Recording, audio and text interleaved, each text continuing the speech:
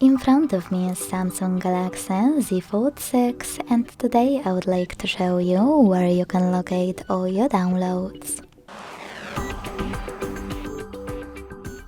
Begin by launching Play Store and downloading free app called Files by Google Developer.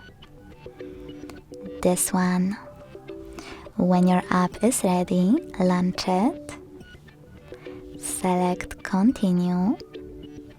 Tap on gray switcher next to Allow Permission and hit Downloads under Categories. As you can see, all my downloaded files are over here. To access one, click on it. Thanks so much for watching. If you enjoyed this video, leave a like, comment and subscribe. Bye!